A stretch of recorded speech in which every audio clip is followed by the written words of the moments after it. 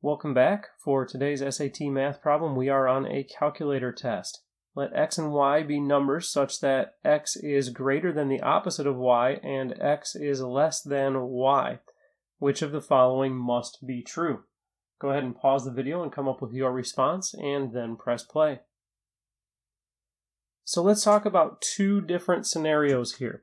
So I'm going to make a number line here and put 0 in the middle and say that y is a positive number, and then the opposite of y must be a negative number. The other possible scenario is that 0 is here and y is over here. Y is a negative number, and its opposite then is a positive number. So the opposite of y is on the positive side. Okay, so we have y is a positive number, so its opposite is on the negative side. And then we have y is a negative number, so its opposite is on the positive side. Now this second scenario really won't be possible, and here's why. X has to be greater than the opposite of y, which means x would be over here, somewhere greater than the opposite of y.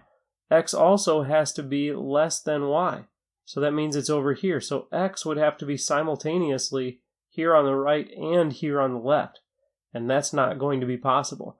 Now, in this scenario, x is greater than the opposite of y. That means x is somewhere out this way, and x is less than y, so x is somewhere out this way.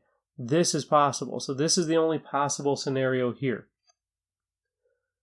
Okay, so let's pick a number for y. Let's say y is 8. That means the opposite of y is negative 8. Okay, so we're going to test each of these three statements and see which ones must be true. So the absolute value of x is less than y. So x is somewhere in here. So let's say x is here. X is 2. The absolute value of 2 is less than 8. That's true. What if x is, say, negative 5? The absolute value of negative 5 is less than 8. That's also true. So I'm going to say for all x, the absolute value of x will be less than y. So option 1 is true. Now option 1 had to be true because A, B, C, and D all say that 1 must be true. But what about 2 and 3?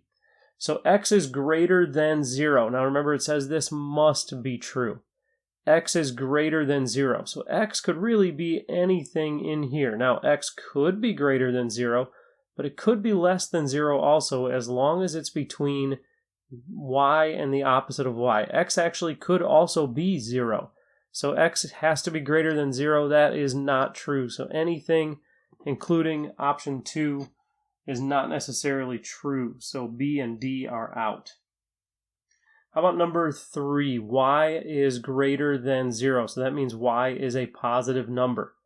Okay, so here is the scenario where y is a positive number. Here's a scenario where y is a negative number. And remember, when y is a negative number, that means x has to be simultaneously here and here, and that's not possible. So y has to be greater than 0. That is true. Y has to be on the right side of 0 on this number line. So option C, 1 and 3 are both true. So for number 26, we are choosing option C.